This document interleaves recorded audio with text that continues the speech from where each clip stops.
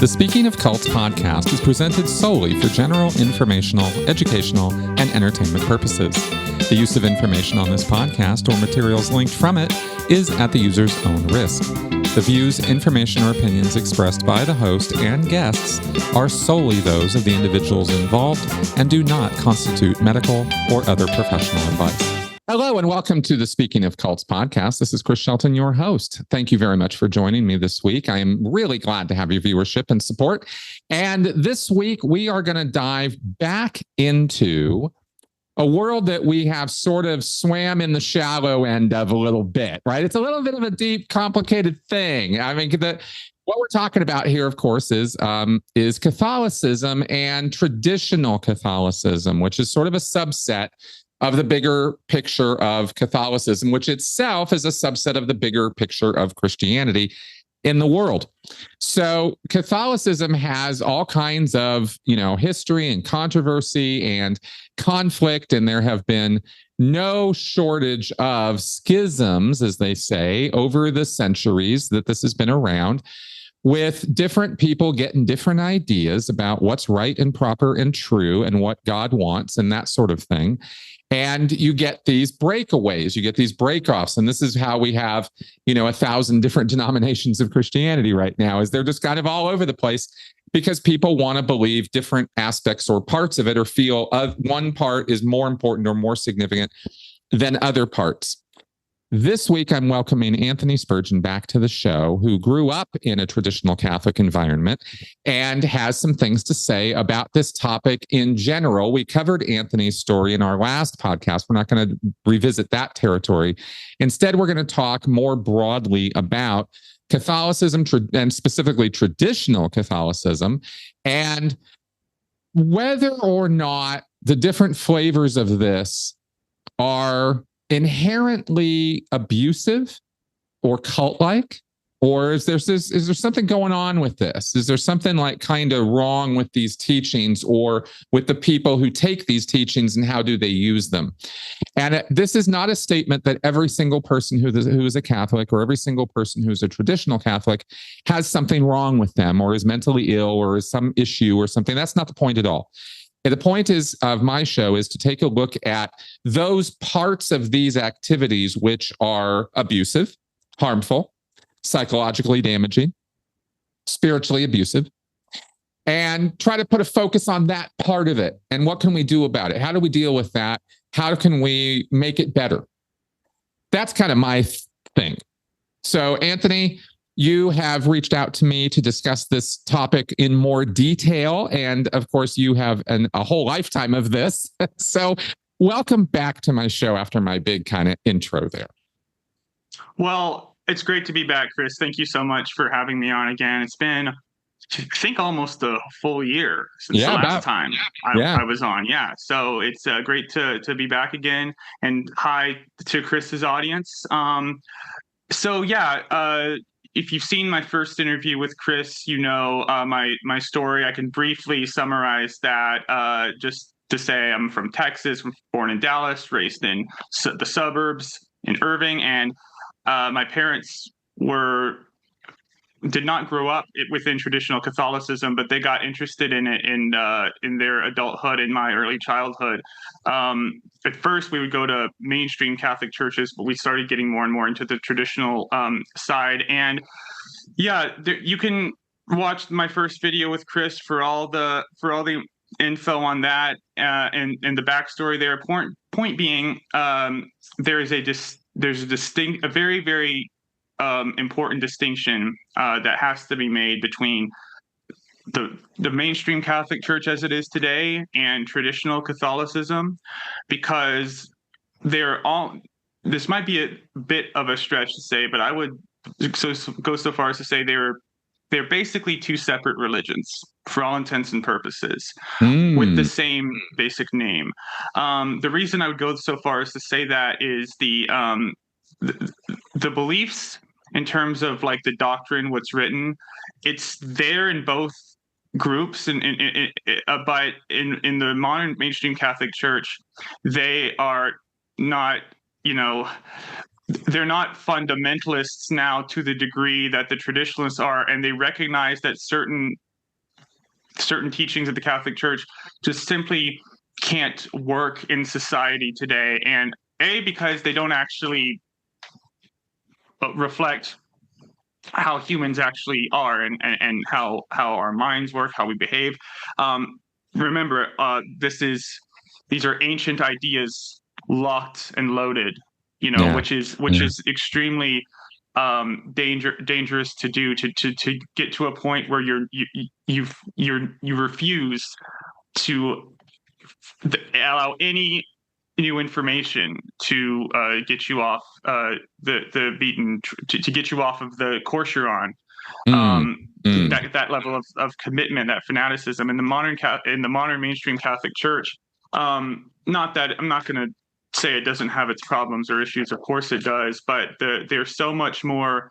I feel less to the degree that traditional Catholicism is, because the modern Catholic Church is is a lot better at, you could say, downright ignoring some of their harsher or more abusive teachings to a degree, but just repackaging them or rewording them in a way that is more benign, because their structure, their framework is all about absolute, complete obedience, absolute trust. And they very much often refer to a relationship with a child and a parent where the child is completely dependent on the parents, guidance or instruction, because their brains are such that they are just completely, vulnerable, and their brains just physically within the work mechanisms of it can't operate. It can't make the body operate independently yet, and so there's this trust that's needed for a good parent to raise children right. But in the spiritual world within traditional Catholicism, in terms of why you need to believe what we say, what the church says, they refer to the lineage going back all the way to Christ, supposedly, of Christ making Peter the first pope. And therefore, because it's got that divine connection, that divine spark, it's impossible for them to get anything wrong. And so you have to, whenever the church has any official teaching, you're literally commanded to shut off critical thinking, essentially. Okay. And we're talking, and just to be clear, because I want to be super, super clear, we're talking here about the attitude or the culture or what you experienced growing up as a traditional Catholic. Right. This rigidness, this unthinking. That rigidness is within traditional Catholicism. Okay. And, but what makes it complicated is that you could argue that the character I experienced, the experience I had at the Catholic Church, was mostly what your average Catholic would experience for the majority of the church's life history. But you have to also take historical context into account there too, because when you study history and when you really, really get into it, you really, really realize just how fresh and new this world around you is, that so many of us take for granted in terms of the rights we have, the freedoms we have, just the comforts, just our lifestyle in general, right? What we have access to. And the world operated for, the thousands of years that the Catholic Church did, in a it's just simply outmoded way, just simply in a way that we can't go back to, because of the advancement of new information and not the technology we have that not just comforts our lives, but also gives us more understanding into what's actually possible in the world, and how. Anyway, all that to say that I'm always bad at short summaries. It's not my forte, but that's sort of the basic summary of the background of all of this. So definitely check out the first video. So first off, maybe we should make it super abundantly clear for the audience. What is traditional Catholicism versus what they would think of or experience or see as regular mainstream Catholicism? Because you've differentiated these two things, but we haven't really defined what makes a traditional Catholic a traditional Catholic. All right. Let's go with that. So, yeah, of course. So basically, the key aspect that makes you a traditional Catholic is rejection of Vatican II. rejection of the Second Vatican Council to one degree or another. And the Second Vatican Council is not the Nicaea Council, and we're talking about something more modern. This was in the 60s? This was in the early 60s, yes. Okay. The Second This Vatican Council, right? thing.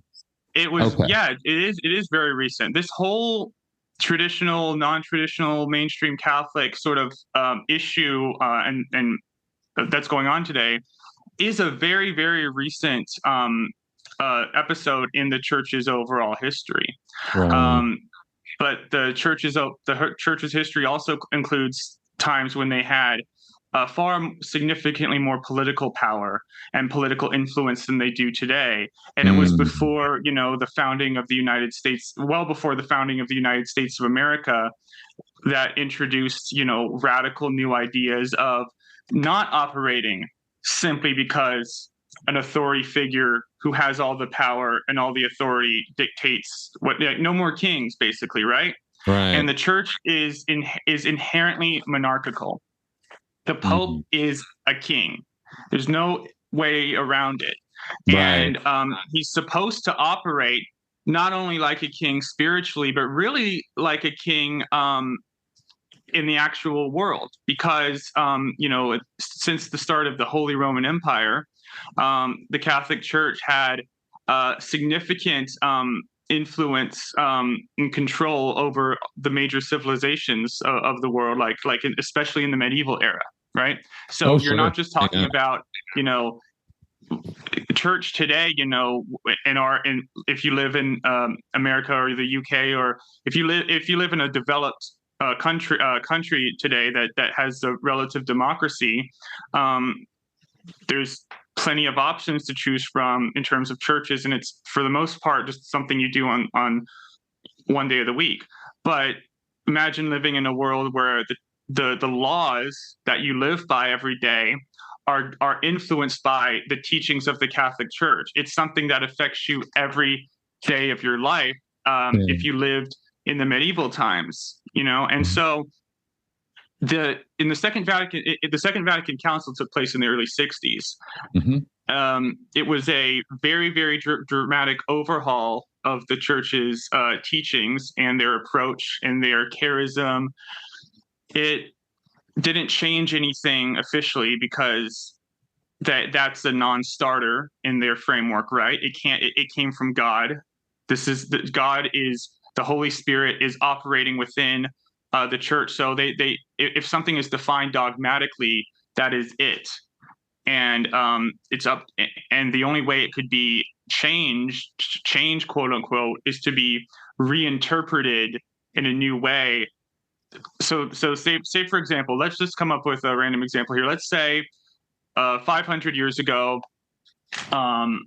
this isn't a real thing a pope said, but just say a pope said, like, I say it is a sin / illegal, because again, if it's a spiritual crime, very often it was an actual crime to put a costume on your horse. Let's say. Let's say you can never put a costume on your horse. And let's say that there was a group of people who really, really wanted costumes on horses, and they were pressing the church, but the church said no.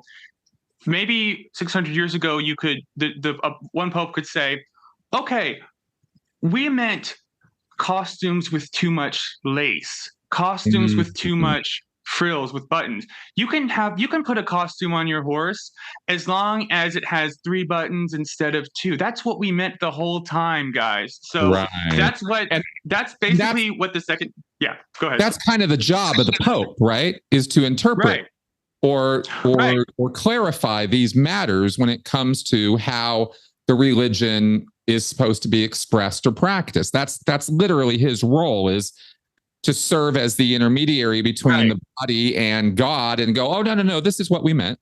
He's infallible. Exactly right. That is, the Pope is, in the Catholic Church, the most important person on the planet, because he is the person with God's authority. It's not like this just in. It's not that It's not that direct, but it's sort of like there's what's called what's understood to be some sort of promise that the Holy Spirit works within the church, where it will be free from error, basically, where maybe it'll be a bit off, but there's nothing that will be that will lead to your damnation, essentially, that will ever come from the Pope. It will only lead, if you listen to him and follow his writings 100%, it will only lead you to heaven. So here's where traditional Catholicism comes in, and where the distinction is here, because the changes of the Second Vatican Council, according to the traditionalists, were so extreme and so opposite what was previously written definitively that there's just simply no way to reconcile them. And the only conclusion that you can come to is that there's something. So I said it varies in terms of how the traditionalists, how far they go in terms of opposition to the Second Vatican Council, because there's societies like the Fraternity of St. Peter and the Society of Pius X that operate the Latin Mass, and that's where you can go to their churches if you want to receive the traditional Latin Mass there. But one of them, SSPX, is technically in schism, meaning they've got a weird situation where they're sort of in and out of the church at the same time. And but these groups exist as a way of saying we don't like what happened at the Second Vatican Council, and we essentially want to pretend it didn't happen, while maintaining the official. So the church with these traditional groups kind of like says, okay, you can have your little things, you can have your toys in the corner, and I'll throw you a bone. But they are, for better, rightly or wrongly, marginalized to a large degree, with a very similar situation with LDS and FLDS. Very, very, very similar comparison. So sort of a breakaway set. Okay, so if I have this right, let me see if I have this right. You have a group of groups. You have a number of different groups that would fit under this umbrella of traditional Catholics or traditional Catholicism, or tradcats as they're called. But it's actually a number of different groups, because some parts of this are absolutely hardcore. No way, the Pope is a fake and a fraud, and we're not going to listen to that guy anymore. Over to other groups that also call themselves tradcats, but are not quite that extreme, or more, well, the Mass they really screwed it up, was Vatican II. They got it totally wrong. But the Pope's still the Pope. It's just, boy, did they get this wrong. And we're just not going to stop fighting until they change it back. You're nailing it. You're nailing it. Yeah. Yeah. Okay. That is exactly right, Chris. That's the. I could have said it better myself, and you just did. So yeah. Yeah, that's why I want to make sure I understand, because I had massive misunderstandings in the past about Catholics and about the Catholic Church and the nature of it. For a long time, when I got out of Scientology, I thought it was something separate from Christianity. So I've had to sort all this out. So I just want to make sure I'm following with what you're saying here. So thank you. Right. Not separate from Christianity. Just separate from Roman Catholicism. Yeah. So here's another. I said FLDS and LDS. I can also even tie it back to Scientology too, to find a comparison there. If you take the Church of Scientology now and the independent movement, think of that as the comparison, except it's reversed with us. Whereas in your case, the independent movement is pretty benign, and it's honestly just a bunch of nothing. And the mainstream Scientology is the big bad beast. It's flipped. It's reversed in Catholicism. It's the opposite dynamic there. Right. And because we're dealing here with people who want the interpretations of the scriptures and the rituals and the practices.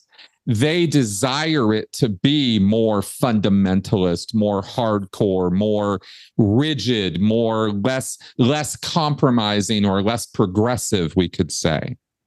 Right. Exactly. Yes. Because the whole frame, and you could make the case that is a more accurate mindset or method more accurate in terms of it reflects the original intention. It reflects closer to what it was in the beginning. I think the FLDS are much closer to what LDS was in the beginning than they are today. You'd be absolutely right. You'd be absolutely right in saying that. Yeah, that's absolutely true. The old ways are the best ways kind of attitude. Right. Yeah, we got to go old school. And you can understand that on a surface level, because it's like, well, if things aren't going wrong, go back to the source, go back to what this is all about. Sure. And so go back to as far back to Jesus as you possibly can, and how the church was right when he was setting it up with Peter. And that's just what we got to stick to, and no deviation whatsoever.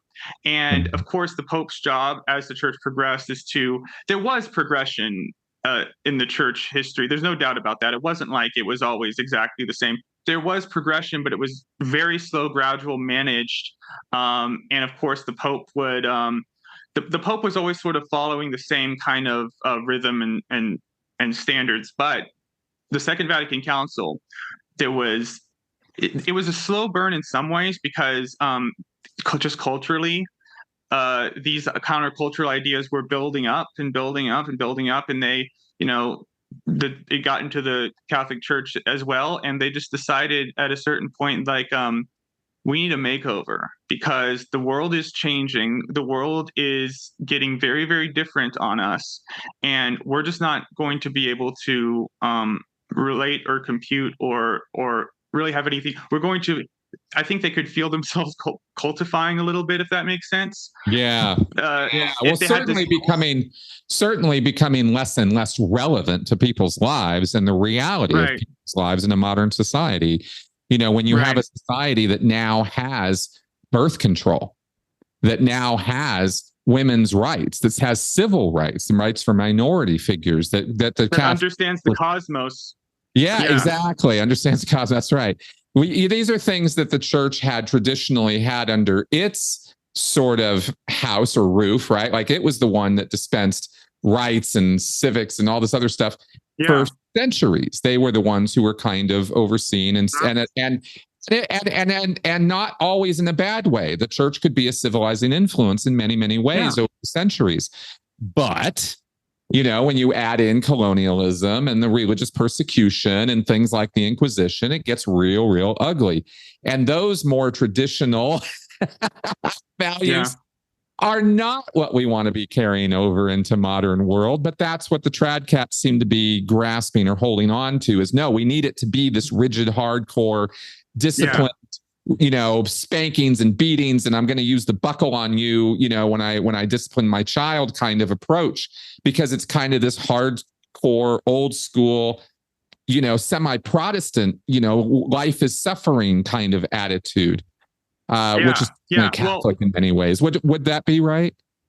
Well, exactly. And there's an important issue here that I want to bring up with all of that, because I was talking about earlier I was talking about the degrees within traditionalism in terms of how far you're going to go in saying what happened at Vatican II is bad, like how bad it was. Right. You said that a lot of the traditionalists are like, well, he's still the Pope. We can't say he's not the Pope anymore.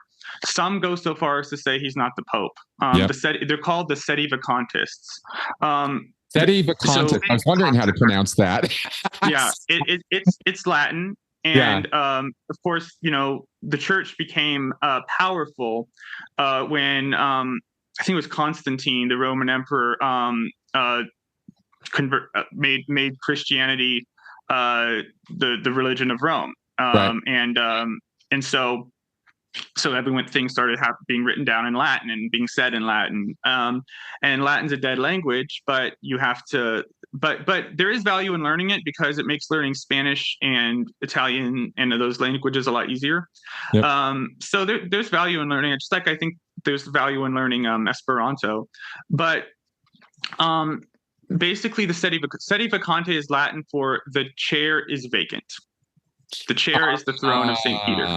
Thank you. So sede is chair or throne in this case, and vacante is vacant. Okay. So So this that is means no. So as far as they're concerned, there is no pope. Yeah, that's what that's their how it works for them, because their reason being why there was no pope.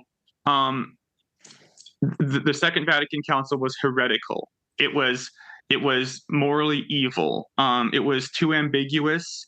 It was too hippie flower power. It was too and of course, you Too know, woke. yeah, too woke. Yeah, there was an interesting sort of like time freeze that happened within the changes in the Second Vatican Council, because if you go to your average Catholic church today, the music sounds like Cat Stevens and Peter, Paul, and Mary. It's like the hymns sound like 60s songs, like, and they're playing guitar and stuff and everything. So when you go to a modern Catholic church, you're kind of getting um you it's not, you're not seeing any, like, you know, peace signs or rainbows or anything, but you're getting kind of a hippie love fest thing, because there's a moment where they say, when after they consecrate the Eucharist, they say, let us offer each other the sign of Christ's peace, and everyone turns to each other and shakes their hand. Peace be with you. Peace be with you. We all shake each other. We all make sure we have, everyone says peace be with you to each other and shakes their hands and looks in the eyes. And that was a really nice part of when I went to the mainstream Catholic church. Yeah. I mean, that's the And sort of, that's community forming. That's like, you know, Catholics hate that. They hate that so much, because it makes it about the people, when it's not about us. It's about God. It's about Him. We are worms, and we must grovel before the feet of God, and we have to stay in that submissive, penitent, self-hating mode the whole time. So that's the key difference in the vibes and the aura and the atmosphere with those two churches. And the Sedevacantists, because this is important to say, because they believe there's no pope, they are naturally a different religion. They have to be, because the authority structure is gone. But here's the problem for them. They think that most Sedevacantists think that the last valid pope was the one right before the Second Vatican Council started. John the 23rd was the one who started it, so the one before him was the last valid one. But that means that the pope could not have validly consecrated any bishops, any pope since then, or made new bishops. This is all in their framework, right? Yep. So is what you're saying right now pretty common across all of TradCat? So here's the thing. There is, within traditional Catholicism, a split between the Sedevacantists and the non-Sedevacantists. But the more intense you get, you'll often hear TradCath commentators on YouTube and whatever saying, like, acting like that, like we don't really have a big disagreement with the Sedevacantists. Like, we're basically on the same page. It's like a minor detail, our difference, but it's not a minor detail of whether the Pope is legitimate or if he's not. Because if he's not, and such a significant amount of time has passed with there not being any Pope, the Catholic Church would just evaporate. It would have to, because that succession is broken. And here's the thing. Interestingly, there have been anti-popes in the churches past, but that was a retroactive decision by a pope later. And so that is literally, for the Sedevacantists, that is literally their only way out. So their only way is or their only way for their position to be justified is if someday a future pope were to say that none of these popes were truly Catholic. But the problem with that is, because so much time is, like 60 years. We said it was recent, but I mean, talking in human lifespan, all these fake popes, according to the Sedevacantists, couldn't have put their hands on another man and made him a bishop validly. And so there's no valid bishops. There's no valid priests. There's no valid clergy, basically. There's no way you can receive the sacraments. So it just all falls apart if you take their position. But within the world of traditional Catholicism, that that thread, that thin thread of that makes them hold on to the Pope is still the Pope. They hate Francis so much, and their whole aspect is about talking about how everything he says is wrong. It's all about resistance to him. It's all about not doing what he says. Okay. Keep that Okay. up. You keep that up. You're eventually going to say, well, he's not the Pope at all, right? Well, no, I get it exactly. So the common ground here is across the spectrum with traditional Catholics, and I don't mean that to be a degrading thing. I'm just shortening it. Sometimes say that, yeah, it's easier to say. But the basic common denominator that anybody in that community would have, even from the most extreme to the least extreme, would be this Pope. Screw this guy, right? And the structure of the church is wrong because of this, because it's been so corrupted, it's so heretical. They all agree with that point of view. Rome is out to lunch. Right. And it needs a full reformation. And so what do you do about it? Yeah, because I guess that's where the differences come in. Right. What do you do about it? Okay. Now, we've spent some time on this in terms of breaking down some of the history and where they're coming from, and I wanted to very much establish that. So, in terms of numbers, we're talking about a very vocal, very loud, but pretty small minority of Catholics worldwide that would fall under this umbrella. Yeah, and they do have, like I said, they are very loud. Most right-wing Catholic commentators are traditionalist Catholics, and they have a few celebrities. They have Mel Gibson and Jim Caviezel are the big ones, and I think James Woods as well, and and Shia LaBeouf recently converted to traditional Catholicism. He attends traditional. So yes, there are a few celebrities out there. But they're all celebrities with certain reputations. Like that's what I was going to say. Yeah, they have a certain reputation, don't they? Yeah. Yeah, Jim Caviezel has come out as a little bit whack, and of course we all know about Mel Gibson's tirades and rants about anti-Semitism and this kind of thing. He's got some real anger issues, that guy. Yeah. But that doesn't necessarily have to reflect back on, the overall value or truth of what they, traditional. Gibson's a Sedevacantist. I wanted to make that clear. Mel Gibson is the Sedevacantist. He doesn't believe Francis is the Pope. Okay, so he's all the way over. He's like, screw these guys. They're all wrong. Yeah. My question was, from an inside point of view, I mean, you grew up with this, right? From an inside point of view, how do they think the church is going to get reformed? Because if all the bishops are off, the bishops aren't they the ones who choose the Pope? So isn't it just kind of like the whole thing? Cardinals do, yeah. The cardinals come from the bishops, right? Right, yeah. All the cardinals are bishops, right? Yeah. So the bishops do choose the Pope, exactly. And so this whole thing has been corrupted for 60 years now. So there's no hope that these bishops and the cardinals are going to do the job. So what do the trad cats think? Well, are they choose their own Pope, or what do they want to do? There was a guy named Pope Michael who he tried to say, I'm the Pope now, and but I mean, it was a clear break from the line of succession to Jesus, so it didn't get any traction. But that was like an attempt that was made to be like, hey, let's try and fix this. But even most traditional Catholics have no idea about that.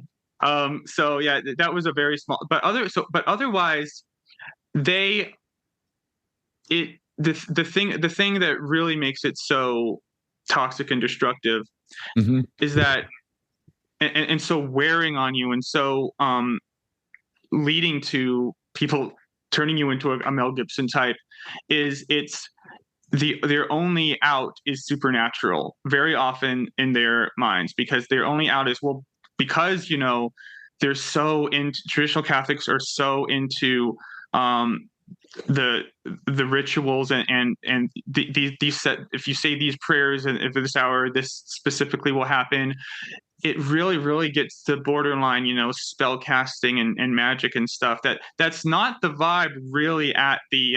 They have the Eucharist, of course, at the mainstream Catholic Church, but there's not this super reliance on wearing things, on wearing certain things, or on saying certain things the right way, or this will definitely happen if you say this at you know what I mean, that your prayers will definitely be answered, whereas opposed to, Right. well, you can pray, it's good to pray, we all should, but it's ultimately up to God, and we just trust him and we love him, and isn't that nice, and yay, and that's the uh let's get cookies, like that's the I vibe mean, for the that most. come to the Catholic Church, we got cookies. I mean, that's a line that's going to work, right? I mean, I'm okay, Yeah, I'm it is, with that. but But we got God cookies, yeah. yeah, um exactly. But on the other side, though, but what you're suggesting then is that these guys are, as I think we said, they're a bit more rigid, a bit more fundamental, a bit more old school in their attitude about this. Whereas right. you're saying the more modern Catholic renditions are, hey, let's not be so stringent. Let's not be so literalist. Let's not be so absolute in our thinking about this. And this is what these folks are rejecting. They hate all of that progressive sort of wokeism Right. or whatever. It's I'm sort of sarcastically using Yeah, wokeism, but it's wishy-washy, it's uh-huh. weak, it's Okay. feminine. Oh God, it's feminine. Get it out of here. This is masculine. This is monarchical. This is about the There we men. go. This is about the men telling the women what's up. And Right. the there's a very, very there's a much more. It's not that there are female priests. They still don't allow that, but there might be girls on the serving on the altar as an altar girl instead of an altar boy. Right. That's banned in traditionalism. Right. Uh, there's different people from the congregation might get up and do a reading. You might be given the Eucharist by someone in the congregation as opposed to the priest. There's a much more feminine presence and kind of aura, I guess, as opposed to in traditionalism. Whereas, and of course, there's much more focus and emphasis on Mary, on the Virgin Mary. I mean, she's still a big deal in modern Catholicism, but they really, really focus on the Virgin Mary and her virginity specifically as being the thing that makes her so holy and so like that she's the ideal woman to strive for, and she was a virgin, so that is the ideal state of a woman to be. The fact that we reproduce this way and that it feels good is a sign of is a consequence of the fall. It's not really Uh-huh. clear. They're basically Saint Augustine, who was he's a doctor of the Catholic Church. He's a saint who the Church has declared that his writings are, you basically just believe everything he says. But he was a sex addict, and then he had a conversion and became, a bishop and a priest and stuff. And so many people get drawn into traditional Catholicism as a result of, you know,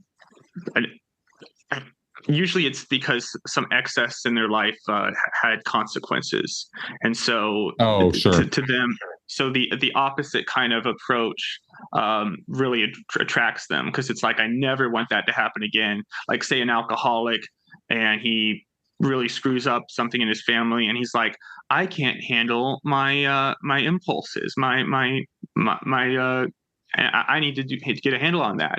And so I need to go do something real extremely disciplined to get me in check. And that's exactly what you'll get in traditional Catholicism. You'll get something that is very attractive. It's a very different thing to join it in adulthood than to be raised in it. I'm And sure. that's the same for Scientology, right? Yeah, Exactly the same, right? that's right. Very, very different to be raised in it than to join it as an adult. Um, and I would say the people who join it as an adult, the benefits are outweigh the negatives for them in so many ways, that's what keeps them in. Benefits in terms of giving them a more stable, giving them community, giving them stability and sense of structure and order. And that's such a relief that they completely surrender themselves to it and believe I every think you're single thing you nailing it. say. I think you're nailing it right now. Yeah. I think from a psychological perspective, that is a really good explanation for why somebody would convert to this, want this in their life, or think that this is the way to go about living your life, especially if they had some moral transgression or dilemma. And this solved it for them by putting a rigid structure in place that they could follow and discipline themselves with. And this is how I have to live my life. It fills that need for them. The mistake comes when they then, logic out, this is what everybody needs. And you go, hang on. Right. It's fine that you need this, but that doesn't mean your kid needs this. That doesn't mean your wife needs this. Doesn't mean the world needs this. Right. You needed this. And I think that's one of the biggest being places. Told that. It's not that it's necessarily even a logical progression. The priest will go up there and go on a 30-minute rant about how screwed up the world is because they're not doing exactly what we're doing. Perfect. And so you're just fed a steady diet of that every Sunday, and that's going to really, really, because you're associating it with this life-changing reorientation. You think, well, I've got to reorient a lot of stuff. I've got to reorient my worldview entirely. That's right. And that's the real dangerous part of all this is just not because you're so overwhelmed by the other, that which is outside of you, that which is, so unbelievably more powerful than you and more better than you, and you are just compared to it. And I say it because they would say he, God, and everything, but this is a broader thing, compared to it, whatever it is, you have you feel like not only insignificant, but like repulsive and bad. Like you imagine yourself as some sort of insect compared to that. So, but again, the story you're being told, this whole structure is that these men with these collars on have a direct line to God. And if you're a traditionalist, you think they have far more legitimate line to God than the modern Catholics do, because there's so much bad stuff going on, and they hate how irreverent the modern churches are, and how it's not about being in this constant state of awe and worship and stuff. It's more community based, and all of those things they reject that. And so that of course means more and more complete surrender to an acceptance of whatever these guys are saying. And what these guys are saying are completely warped, backward, again, antiquated. And that's important to say that they get all in this thing of like, they get into this whole kind of like narrative of like us with our smartphones and our reality TV shows and our Kardashians and our pop culture. We're just a bunch of idiots. We think we're smarter than those guys who were hanging out with Jesus, than those popes of the past. Us with our SpongeBob SquarePants, whatever. We're a bunch of idiots. So they look at modern world and basically see a bunch of like toddlers, stumbling around, which is how every cult sees the outside world. Exactly. That's right. We're the grown-ups. We're the adults here. We're the people who, so that attitude, of course, gets reinforced. But this is a really important point I really want to nail home here, and it has to do with going back to Sedevacantism. It's not 100% of the time, of course, but it's a pretty slippery slope. It's a pretty very, very greased path from being involved in traditional Catholicism to eventually becoming a Sedevacantist. Because if you're a curious person and you're a person who wants to affect change in the world and dedicate yourself to something, you'll do your research, and you'll get more and more confused with this tightrope you have to walk, where you have to, they call it recognize and resist. That's the phrase that a lot of them use. It's like, we recognize your authority, but we still resist you. They try it. It's like it's like, imagine a cop pulled you over and he said, "Sir, step out of your car." And you said to the cop, "I recognize your authority to order me out of the car, but I'm refusing to. What's the cop going to say to that? He's like, okay, well, get out of the car, whether you recognize it or not. like it's a pretty irrelevant statement, because the effect of what you're doing, like you see how nonsensical it is, right? To a degree. Yeah. Because, yeah. Mhm. But that's the corner they're in, because if they take that leap and say he's not the Pope, it falls apart, right? Like a house of cards, like I established, because there's no visible head, there's no way to undo what was done, basically. Right. And so it's just but of course they say, well, that sort of like that fact, very often they can say, well, God's obviously going to fix it somehow. Like he's obviously going to do something, and we have to have faith, and that's what they rest on. But they still, have to keep, like the Pope Francis will say, hey, let's bless gay couples, not let them get married, but let's just allow the priest to have a gay couple stand in front of them and give them a blessing and bless their union, and say, and just as a nice little gesture. It's not like we're letting them get married. And that led many traditional Catholics to become Sedevacantists. The fact that Francis did that, the legalism that they get into is counteracted by the fact that if you follow their legalism, you eventually it unravels. It's something that can't. It's like that triangle, that optical illusion where the three. You know what I'm talking about? The triangle that is impossible. It's like an optical illusion where you can draw it, but you can't build it. You can draw this out, yeah. Right. And right. it's not something. In other words, like, it's a structure you can sort of construct in your mind and go, well, this kind of makes sense to me enough that I can, sort of structure my worldview and my rules and my morals around this. Yeah, it really doesn't hold water if you really want to dig. It doesn't really make a lot of sense. It seems like it's almost a kind of protest religion. Yeah. Here's the thing about it. Yeah. It's an authoritarian protest religion. Right. So if there's no like figurehead, like clear figure, like I've been asked this question. If traditional Catholicism's a cult, who's the cult leader? Point to him. I was just about to go there. Yeah, exactly. Yeah. Who is leading this thing? Nobody is. That's the thing. The cult leader is, if you are lucky enough, quote unquote, it's not. If you are lucky enough in a negative sense to be a traditional Catholic priest, you are handed a cult on a silver platter right in front of you. You get to the church and it's just bam. Here's these people who will believe literally anything you say. They have a completely submissive attitude to their priests.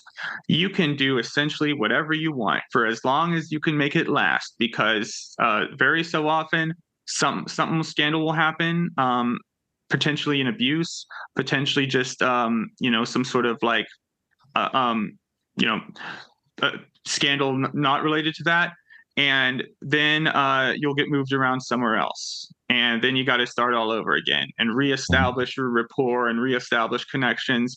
So you get this little slice of time where you get it all, but then it's off to the next one, and then you might eventually, because there's so few of them, there's so few of them for a reason, because it's an environment that's oppressive, and that way, you might, it's a very, very unique situation. I can't honestly think of another.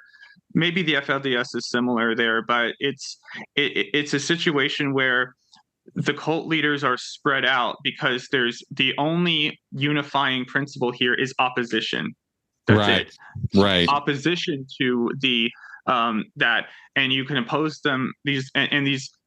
So Protestant comes from the word protest. Yeah. They were Martin Luther was like, and he was right, I think, to some degree. He was saying, what the church is doing and what Jesus said are completely the opposites. And I've had it with this authority for its own sake thing. We just need to go to the Bible. This is the word of God. Like, forget all this other stuff the church is doing. Like, oh, if you interpret we say that if you interpret the Bible, it means we need to have a palace and we need to have our own army. You know, we interpret that way, you guys. So, but Martin Luther was like, enough of this. Let's just look at our own. And he was protesting, and so that's where Protestantism came from. Yeah. And of course, within traditional Catholicism, they inadvertently, because they of course would never want to be Protestant or considered Protestant, because that's, you know, that's anathema, right? But it gets to the point where they are all warring factions at each other's throats within themselves. Right. And it is a very, very overwhelming, for me, the contradiction of complete obedience, when so often I would be told by one traditionalist not to listen to what another traditionalist priest said, or that guy's crazy, or he was off on that one thing, and that means he's going to send people to hell. And they're constantly sniping at each other within the world of commentary, within traditional Catholic commentary. All those YouTubers are all at each other's throats. They'll make videos where it's like, did you like someone will get shut down, basically, like one of their channels will be shut down. They'll come on there and be like, guys, I am so happy that he got screwed over. It's amazing, and stuff. And the Scientology community is kind of becoming that. You're not involved in that in any way, of I hear course, you. but I was going to say, yeah. you know, the independent movement, the ex-cult communities, they do this. Yeah. It's not even in the ex-Scientology world. It's all because and this is great. I'm really glad this is coming up, because this tends to tell me that this has a very short longevity. This is not going to last a long time. These warring factions and groups tear each other apart. Right. While the mainstream activity, whether it's the Church of Scientology, whether it's the Mormon Church, whether it's the Catholic Church, these guys are just kind of stuck in a little feedback loop with each other. They're not moving forward or progressing in any real significant, interesting, or extraordinary way. I mean, in other words, they're not organizing to create a new pope or rally the troops, or they just kind of sit there arguing and hooray when each other fails. There's no future in that. Is that am I getting that? Yeah? Yeah, there's you're absolutely right. There's constant attempts to very often one of their influencers will pop up and be like, hey guys, we got to get together. We got to get on the same page. Let's agree on something here. Let's agree on something, and maybe something will start to happen. But so there's a figure named Archbishop Carlo Vigano, who things have been developing recently with him, and he is a perfect example of all of this. So I want to talk about this guy real quick. Yeah, lay it on me. So this guy, Carlo Maria Vigano, was an archbishop of the Catholic Church, who was he had a gradual sort of, he was always pretty conservative and leaned to the right. And his official duty for the church, I think, was the ambassador to America. Actually, I think that because the Vatican is a nation state, right? It is a sovereign state. Yep. So the Pope, in addition to the Pope, still is a political figure, a leader of a country. Technically, it's just it's a little walled off city. It's a very tiny little country. It's like Luxembourg. It's tiny. Yeah, and he doesn't, and the Pope doesn't have his army anymore of dudes in armor with the white cross on the white shirt. You know, that was the Pope. That was the Pope's army. That was their uniform. And you can see that symbol used with the Deus Vult.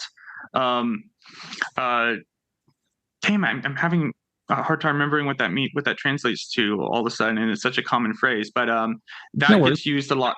Yeah, but that gets used the red cross with the white background, which was the uniform of the Crusaders, is an alt-right symbol very often. They use that all their time. I think the I think the New Zealand mosque Christchurch shooter had that Latin phrase written on his rifle, Deus Vult, and I think he was wearing.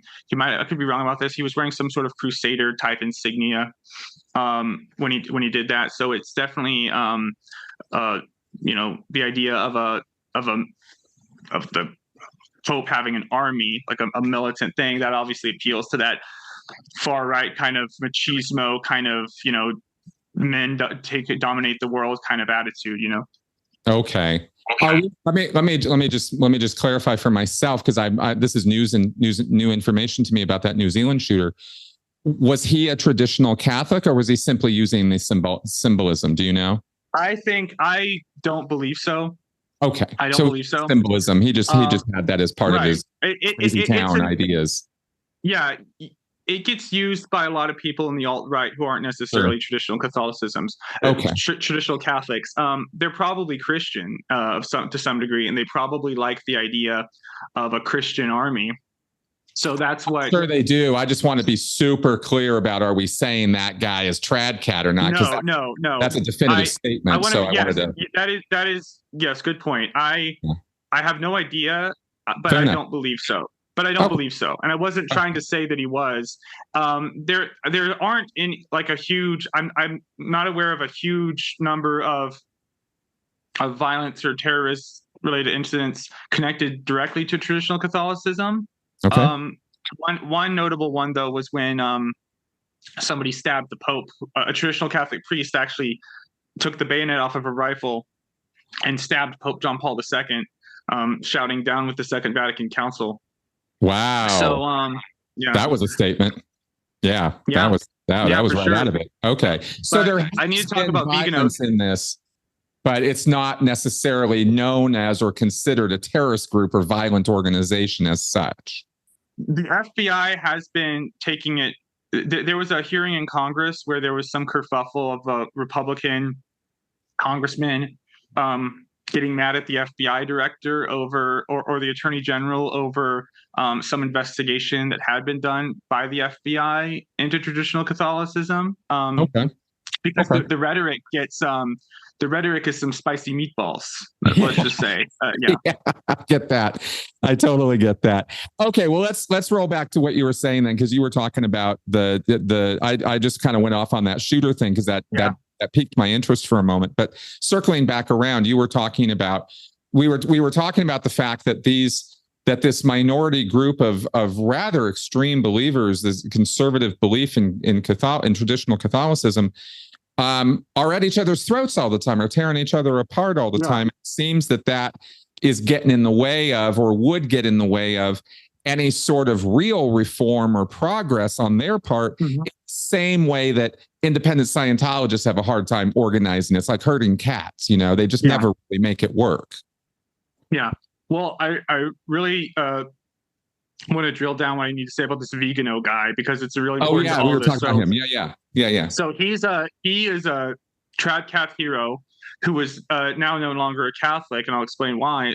So he was an archbishop, and he in 2018, I think, or 2019, there was a scandal where the highest. So this was a real doozy for the Catholic Church. A cardinal named Theodore McCarrick was accused, and credibly so.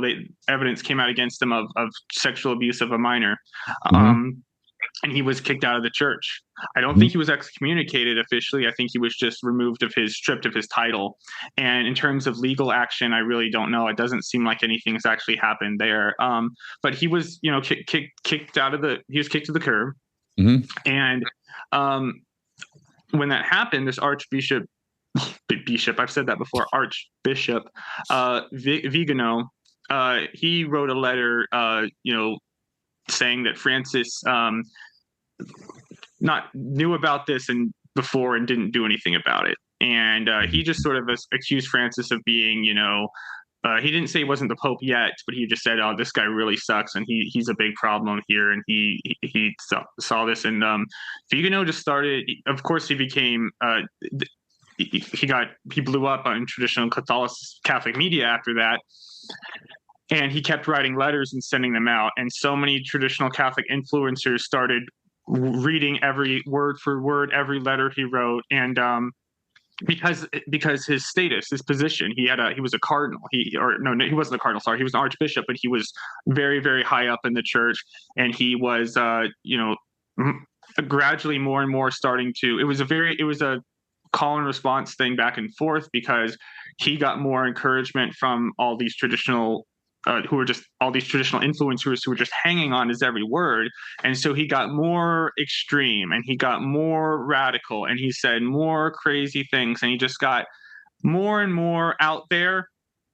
And he eventually got to the point where he declared, and this is all very recent, he declared that Francis was not the Pope. And he also said that Francis had himself abused children. And a lot of people were like, wait a minute, why didn't you say that all those years ago? Mm-hmm. And where's your evidence? He had none. He had no evidence for that claim. It's just, while he's saying he's not the Pope, he said in the letter, like, he's not the Pope, and you know what? He also molested them. How about that? And without saying that before, and he would have had to have known that before, because he'd been out of the loop of the Vatican this whole time. Right. And so, and then without any evidence whatsoever, that really ticked off a lot of traditional Catholic influencers. They were like, this isn't productive. This isn't helping.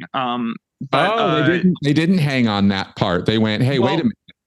Some did, but others didn't. Others said, no, because they've gotten so used to believing everything he says, and because he's like the highest ranking traditional Catholic, he is very, very much deified and godlike. He is almost the cult leader of traditional Catholicism, except not anymore, because he was officially excommunicated by Francis recently. Officially, you are out, you are done, you are no longer a Catholic. And their official reason is because you don't recognize me as Pope. And because you don't, you're out. And Vigano basically said, well, you're not really the Pope, so that doesn't mean anything. Vigano is still carrying on officially now as a Sedevacantist, and it's a cycle that you see over and over again of some traditional Catholic influence either getting kicked out, either getting like quietly put away or silenced, like which happened with the priest that hurt me. He's still, I think, officially a priest, but through my conversations and contact with that order, they don't. He's in a permanent timeout. Right.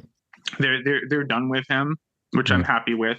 But Vigano now, he's officially out of the church, officially a Sedevacantist, and he's starting his own following, and he might potentially start his own kind of church thing. I don't know if he'll ever go far enough to make a new pope, but it's the obvious next question of like, well, how do we fix this, right? And so often traditional Catholic influencers, and you can see it in so often, they'll say, well, yeah, I guess the only thing we can do is just wait for God to fix this. But they just stew in this anger and in this festival. They're complete, because they have an attitude of complete dependence on the church. They're completely dependent on what they feel, the graces that they feel like you're getting. Like it's just a hold fast, plug in, just wait it out kind of thing. Don't do it. It's like if it's like raining really, really hard, and you were like, I'm gonna hug this pole and just stay here and hold fast as hard as it is to get and wait this rainstorm out. Or you could get under shelter, or you could move to a different spot, and so the rain's not falling on you anymore. But their attitude is like, no, the only thing to do is to wait this out. The way out is the way through, right? Scientology mantra there. That's right. Let me throw something out here and get that pulverizes your mental health. That's the important point here. That's the important point. Absolutely. No, That's you're why this is important to say that. Yeah. good. You're not supposed to live like that in a sustained state of, but that's what happens. That's how it is. And it's reflected also in, their sexual ethic. It's all about repression, repression, repression. And you just bottle all that stuff in, and that really, it's extremely psychologically and physically damaging, but it is completely ignored for the reasons of, well, we're stupid modern people. We need to listen to these ancient wise people. No matter how much it sucks now, we need to go back to this childlike, like mom making you eat your vegetables kind of thing. And yeah, when you have a child, you can have a childlike state in terms of having fond memories of your childhood and raising a child, and like, oh, this is reminding me of this time in my life. That's a healthy way to reminisce and nostalgia and all that. But this is like, no, we have to be children. We have to shut off. We have to have our minds think the same way children do in the way of like complete reliance on, and in the real world, it doesn't always work out. Parents abuse their children. That happens all the time, unfortunately. But so taking their metaphor and taking their sort of art, well, what about an abusive parent?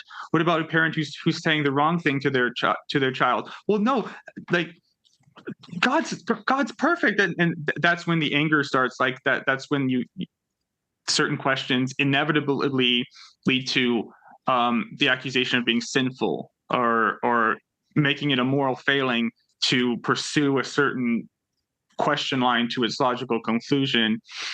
But to curious people like me, you kind of don't have a choice but to keep going, to get somewhere. But they insist on not getting anywhere.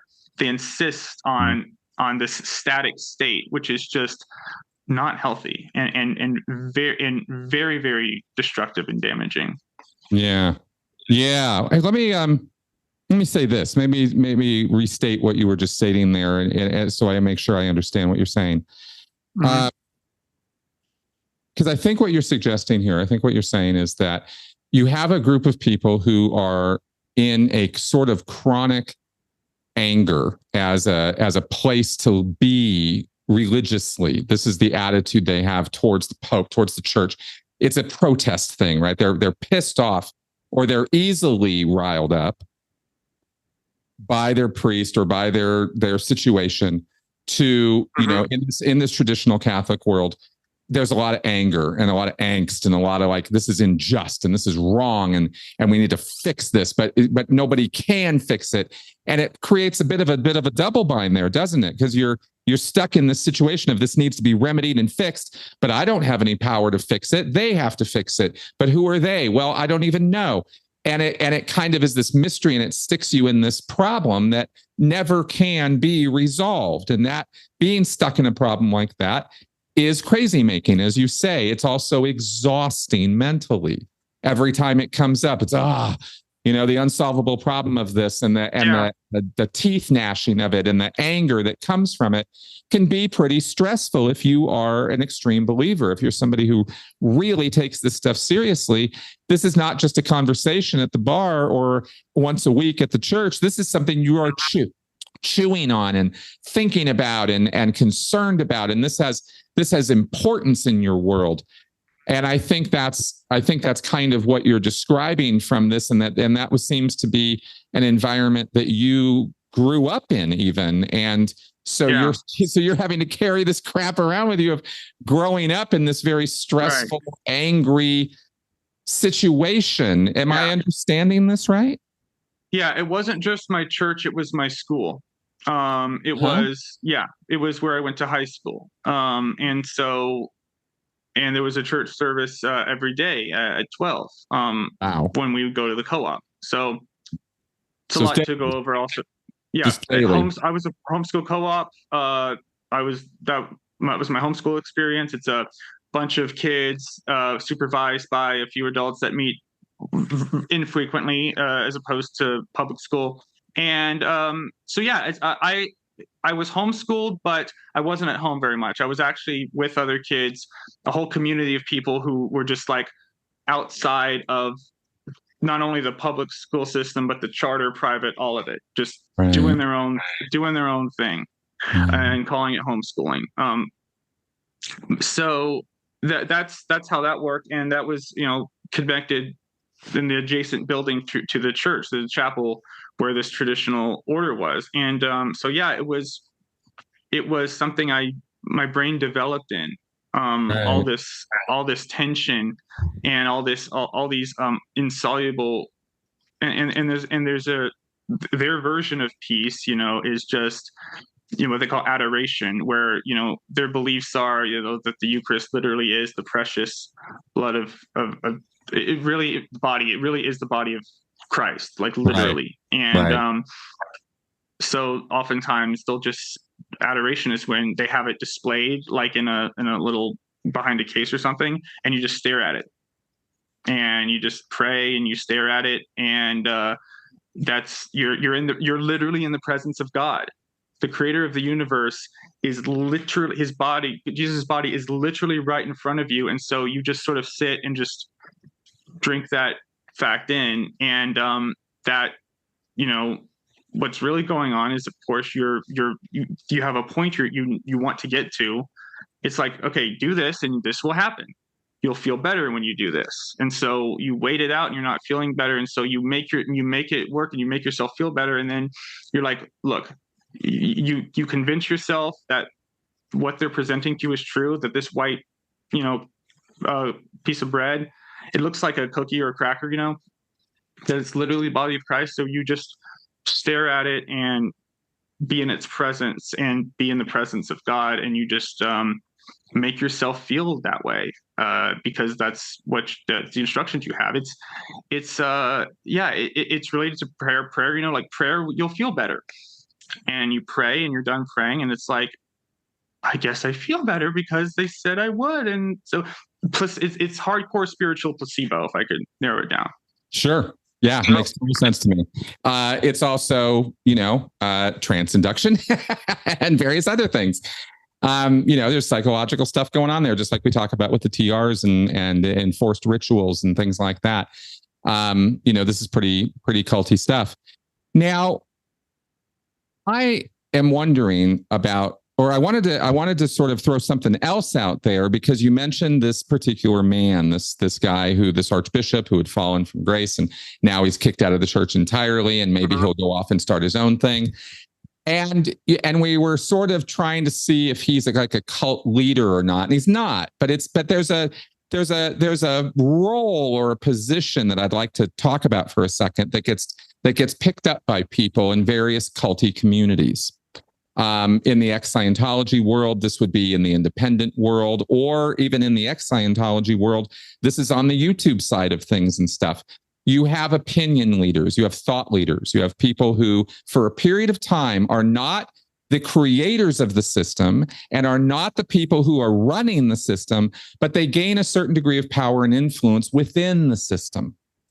They become thought leaders, right? And this can be structural with popes and archbishops and cardinals, or it can be unofficial, sort of informal, but it's still very much there. A group of people start really liking what this individual is saying, and they rally around this person. And this is where we get what we call cults of personality. Right. And, that we see, we can talk about this with political figures. We can talk about this with religious figures in and out of the formal church system. And this is where, and people like this have the power to create a schism. They have a power to create a separation, but they're not really like, okay, they're the guys who are going off and starting their own fresh new cult. That's not really what they're doing. They're still operating within the framework, beliefs, and ideas of an existing system. And I think that is kind of what you're describing with this guy and with the trad cat leaders, because there's a whole laundry list of them. If you look them up on Wikipedia and stuff, you have a whole bunch of people represent different aspects of this. You have bishops and priests all over the place who are thought leaders. They have people who listen to them, but they don't necessarily agree with each other. but they all fall under this umbrella of, but we're all traditional. They would all say, yeah, Tradcat, that's me. Or Scientologist, that's me, right? In the independent field, or ex-Scientologist, whatever. Right. I think there's parallels we can draw here with that. Right. And I think that's worth noting as a differentiation from a cult leader. It's sort of a I don't want to say semi-cult leader or even cult leader light. It's a different thing. It's more of an executive position in a culty structure. Yeah, I don't know. What do you think? What do you think about what I'm saying? Well, I remember this. I'm gonna go back to one of my childhood teenage memories here. This was with a bunch of us boys, friends of mine at the high school, at the co-op we went to. Some of whom I'm still friends with, and some of whom have, seen what I've been doing and still go to that church, but still support me. You can have a kind of half in, half out. My parents are like that to some degree. There's a lot of you do have a lot of that.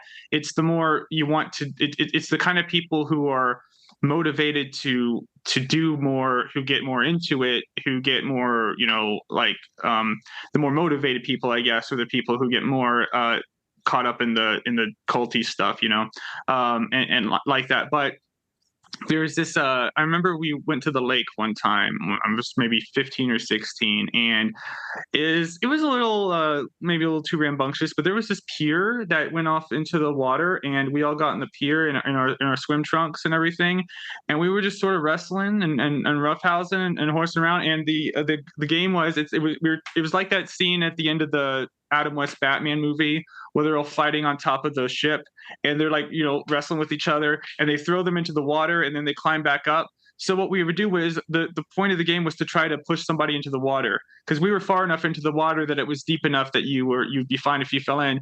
So we were just wrestling, fighting, pushing each other into the water, and if we fell in, we climbed back up and all of that. And so it's like people fighting, pushed them off.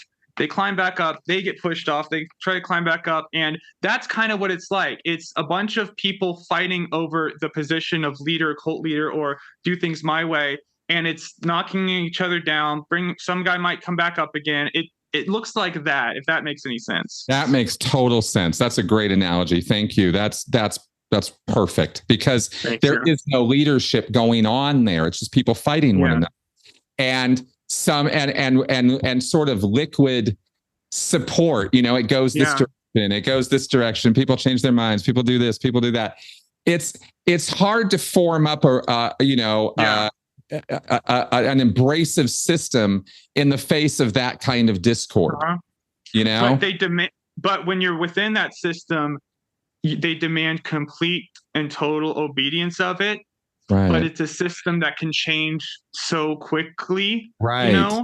Right. A priest might dominate the congregation, and then you might have another priest come in and who might say, like, he won't say it publicly in a sermon, but he might say, yeah, that priest, he did some stuff and they had to get rid of them and bring me in. So I'm your new guy. You have to believe everything I say now. And so you're constantly surrendering, but constantly adjusting.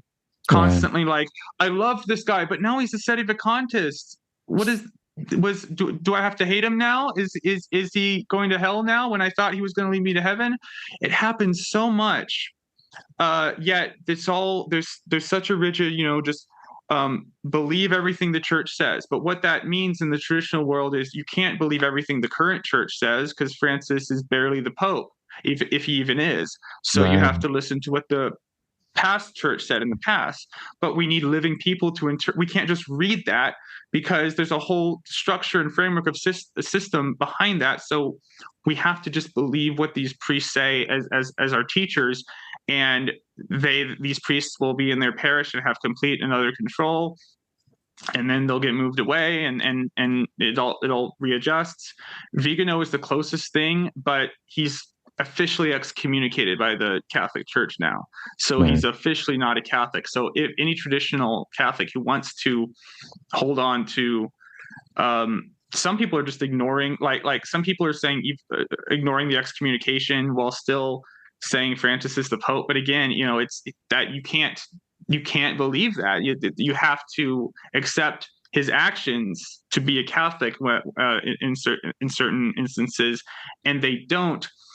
You guys see, it's giving me slightly a headache to go over this, because this is an illogical thing. It is something that if you really, really dive into it, and you're told that it makes sense, you're told that it's the most beautiful thing on the planet, you're told that the entire world would get their shit together if they just did this, and you really try to narrow it down, but ultimately it leads you, if you follow their path logically to its conclusion, you become a Sedevacantist, and then you're like, wait, I'm outside the church now, and there's no way to remedy the problem I'm now in, except some divine thing happening, or some future pope saying.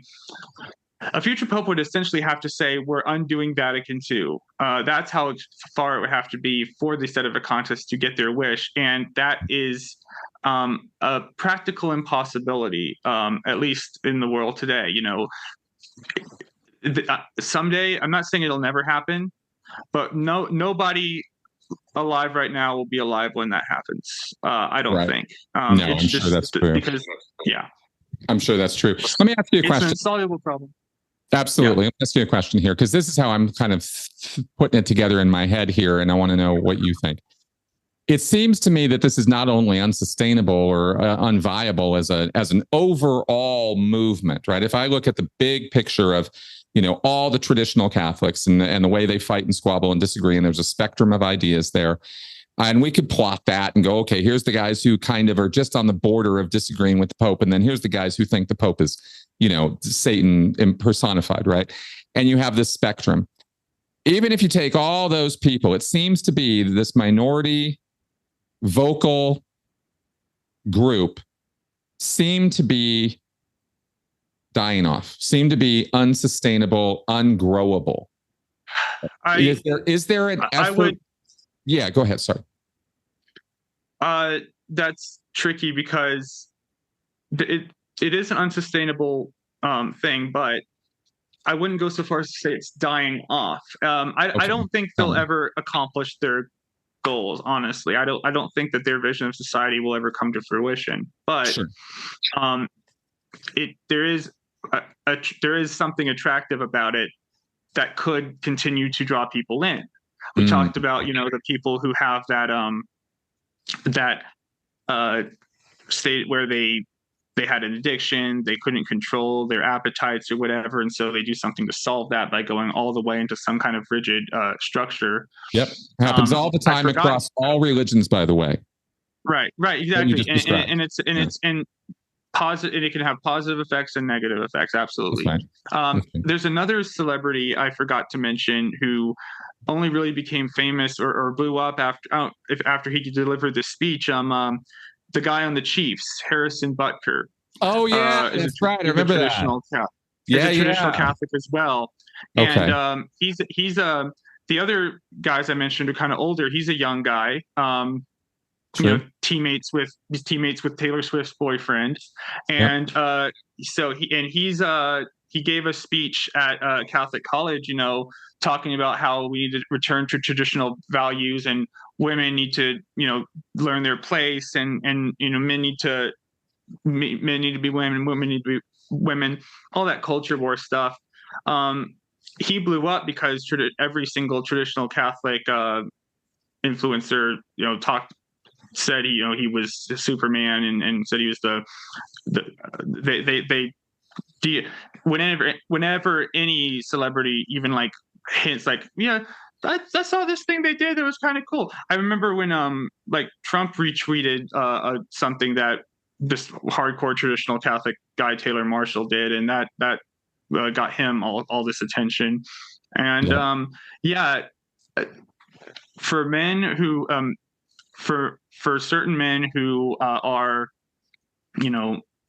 sexually frustrated and feel like so many young men today tragically are getting sucked into this world called the manosphere that people like Andrew Tate are spearheading. And if you feel like you want to be put in your place, or you want to have your rightful place, and you want to be sexually gratified, well, in traditional Catholicism, you can't have anything sexual until you're married. But when you are married, it's anything you want. The wife is essentially like she has. They really put in this wife submission to their husbands thing, and it's really not like that in every family. Not really even in mine. That sort of hierarchical patriarchal thing was not enforced in every family, but it you start to get into that where the man starts to get like very domineering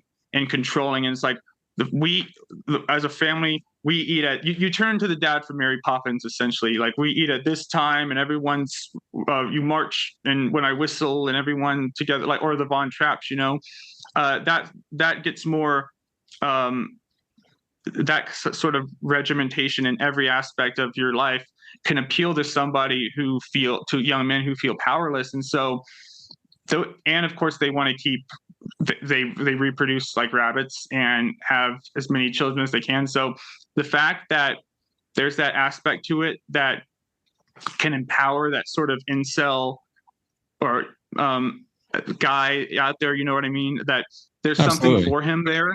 Yeah. The fact that there's something for those men that attracts them, and the fact that they'll have 8 children that they raise in a very specific way to make sure they carry all this on, that's why I can't really say it's dying, because you do see Fair that enough. pattern continuing. Yeah. Fair enough. So, okay, but it's not exactly like they got TV commercials or that they have facilities No. they are promoting, or that No. they have a centralized promotion space or something. I mean, the Church of Scientology is a bit more organized than these guys as far as Yes. kind of propagation and evangelicism and that sort of thing.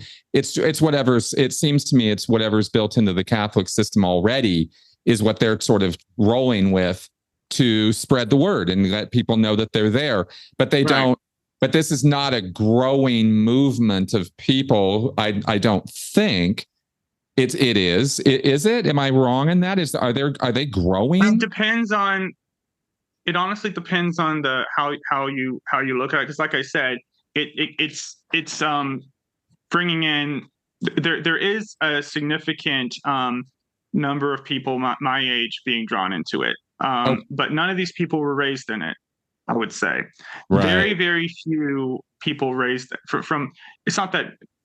So some guys who are raised in it stay in it because they get to the benefits of having that wife that they can do whatever they want with. That's But right. I just realized that, the way I was supposed to, like, I just couldn't live like that, or be with someone if that was the parameters and that was the standards there. That just wasn't loving. And so I just but I had been trained to only associate sexual things within this framework and everything. So it just created a whole psychological turmoil related to that I've healed from a lot.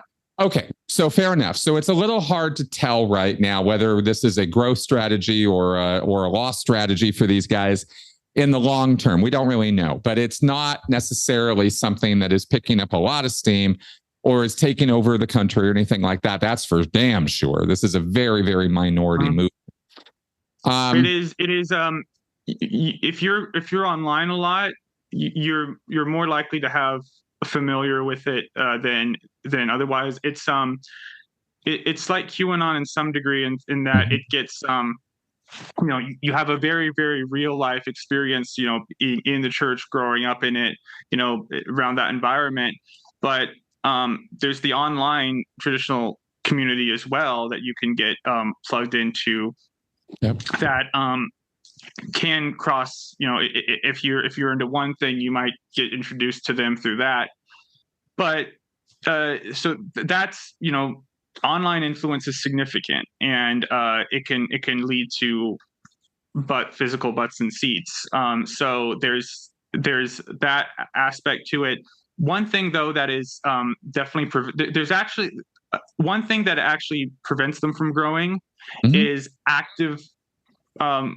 the active will of the current Vatican Church, especially under Francis. They legitimately have been suppressed. They legitimately have been, like, the church has not allowed, Francis has enacted harsher and harsher restrictions on them, not allowing them certain things and stuff. And so they do have, if they're going to remain part of that official church, sometimes their bad behavior gets some of their goodies taken away.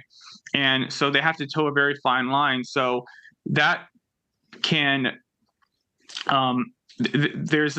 basically there's factors there that otherwise it might grow more organically if those things weren't there. You know what I mean? So, sure. Of course. I mean, it's yeah. I mean, it's obviously in the Catholic Church's interest to do what they can to stop the growth of traditional Catholicism, because these are people who are straight up telling the Pope, screw you, right? And obviously, just like with the David Miscavige and the independent Scientologists, which is a great parallel here, and I'm happy to use it.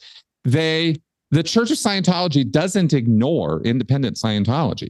They do things to stop and impede them and get in their way. Sometimes they sue them, but more often, but I'm talking about things like literally changing the way that they have created the Scientology e-meter so that the independents can't keep using it. If you're not authorized by the official church to reset your electronic device online, because you're a Scientologist in good standing, your e-meter isn't going to keep working. and that's one stupid, simple, silly way that they just try to make life harder for people outside of the church, right? And I'm sure the Catholic Church would do the same, is doing the same kinds of things. Oh yeah, absolutely. I wish they would do a lot more, because they can, whenever they do anything, they scream victim so loud and so fiercely that the church pulls back a little bit. So it's an interesting situation where the people with teeth have no authority, real authority. The people without teeth have all the authority, but the authority figures still get kind of nervous and scared when they get close to the crazy rabid puppy, and so they pull back, even though if they wanted to, they could completely shut it all down. But they're just too worried about the backlash, I think, to do that, because it would be it seems like a bit of a fencing match right now.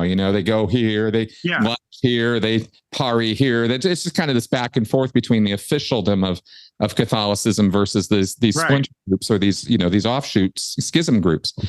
And I know some people would say that even those words are not the right words to use, but I mean, I'm saying in a practical sense, that's pretty much what these guys are doing, is they're really separated from the official church, but yet they're still absolutely stuck to it because their whole existence relies on the existence of the Catholic Church. They can't really be separate from it, And that's what eventually pushed me out of it, aside from the emotional trauma and the psychological trauma. It was just the exhaustion of living in a world of perpetual combat, in a world where you're perpetually in a fighting stance 24/7. I'm a lover, not a fighter. But I was forced to be a fighter and forbidden to be a lover when I was growing up in that system, and I'm trying to undo that. But it's a lot of work. But it would be as if somebody going along to you and saying, somebody coming to you and saying, "I've got someone. If you listen to him, everything he says, it'll solve all of your problems. You just need to do exactly what this person says." And you're like, "I'm in. Where is he?" And that peer I talked about earlier of pushing people off, whoever's standing on that pier at whatever moment, that's their answer, right? That's the situation exactly. Like, you have to listen to everything they say, but there's going to be a different person on that pier in a minute, so get ready to believe them, and then so that's the situation, and it drives you insane. Nobody, that's not how you're supposed to live, and nobody could live like that. But their solution to that tension is, well, obviously, God is behind all of this, so pray more, do more penance, do more adoration. That'll make you feel better. Right. And it might give you some placebo for a while, but, eventually something actually has to happen, Exactly. That's the reason why I was sort of thinking this doesn't have that much longer of a shelf life. I mean, this is a disorganized mess, and things in chaos and confusion like that, where people are just constantly fighting for leadership and control and all of that, unless a strong personality emerges, that kind of chaos just disperses and exhausts people, and they wander off to other things, you know. And I think as long as they're angry, as long as there are angry young men out there, they'll have members, I think. Of course they will. Yeah. This has been very, very interesting. I know that we have really, kind of dived into a couple deep areas of this and sort of given an overall picture of it, but I know there's all kinds of details and bits and pieces and whatnot that exist in this world of TradCat that we haven't really even touched on. You mentioned YouTube influencers and stuff. I've got all kinds of questions about that, but maybe we'll save that for a future show, because I find this interesting, especially after talking to you today, as such an interesting parallel to the independent Scientologists or the FLDS and the sort of structural parallels or behavioral parallels that we can draw from that. I find this stuff fascinating in that sense.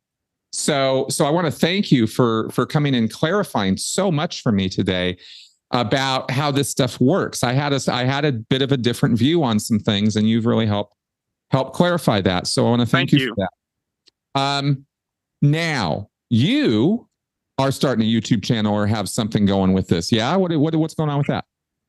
So I have a YouTube channel called The Dragons of Victory, and I'll do a little plug at the end here. Check it out, please. Don't have a whole bunch of subscribers yet, but honestly, that's fine. My intention with this channel is not really growing it. It's simply to just get certain things out there and to just have these certain experiences of mine, experiences of others, having some sort of outlet of information that and because at some point I want to kind of close the book on it and move on. It's kind of a side project, because I didn't put my name to it because I don't want it to be what I'm associated with for the most part.